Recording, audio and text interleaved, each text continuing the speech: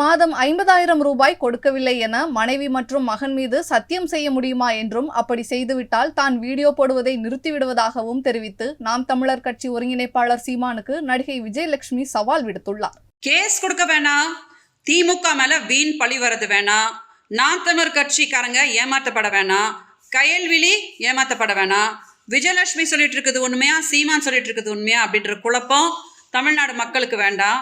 அதனால இன்னைக்கு இந்த வீடியோவில் நேரடியாக ஒரு சவால் நான் சீமானுக்கு வைக்கிறேன். ஓகே, அதாவது போன வருஷம் சீமான் எனக்கு 50,000 ரூபாய் மாதம் கொடுத்துருதா சொல்லி திமுக காரங்களுக்கு இது தெரிய வேணாம், என் பொண்டாட்டி கைல்வெளிக்கு இது தெரிய வேணாம், நாம் தமிழர் கட்சிக்காரங்களுக்கும் தெரிய வேணாம், என்னை பற்றி எதுவுமே நீ பேசாத, என் மானத்தை வாங்கிறாத அப்படின்னு சீமான் என்கிட்ட வந்து பம்பினாரு.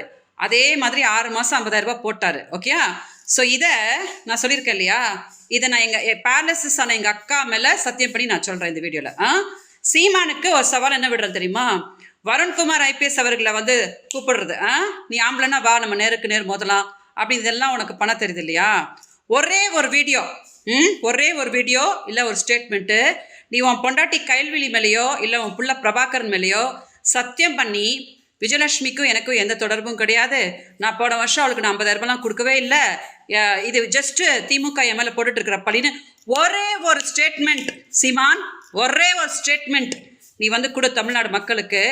கொடுத்துட்டேன்னா அதுக்கப்புறம் உன் மேலே நான் வீடியோ போடுறதோ உன்னை விமர்சனம் பண்ணுறதோ நான் நிப்பாட்டிடுறேன். சரியா? பெங்களூரில் பேரலிசிஸான எங்கள் அக்கா விஷ்ணு தவிச்சிட்டு கிடக்கிறேன். போன வருஷம் நான் என்ன தெரியுமா கேட்டேன் உங்ககிட்ட, தமிழ்நாட்டில் என் மக்கள் கூட நீ வாழ விடுறான்னு சொன்னா நீ வாழ விட்டியாடா, இன்னைக்கு வரைக்கும் இந்த பிரச்சனை நீ என்னன்னு சால்வ் பண்ணியா? இதை பண்ணாமல் பெரிய உத்தம மாதிரி வந்து நாங்கள் தான் பெண்களை காப்பாற்றணும் அப்படின்னு நீ சொன்னா உன்னை காரி துப்பணும்னு தோணாதா? தில் இருந்துச்சுன்னா பண்ணி காட்டு சீமான், தில் இருந்துச்சுன்னா பண்ணி காட்டு, ஒரு ஸ்டேட்மெண்ட் நீ சொல்லி பண்ணி காட்டு, அதுக்கப்புறம் நான் உன்னை விமர்சனம் பண்ணுற விட்டுறேன்.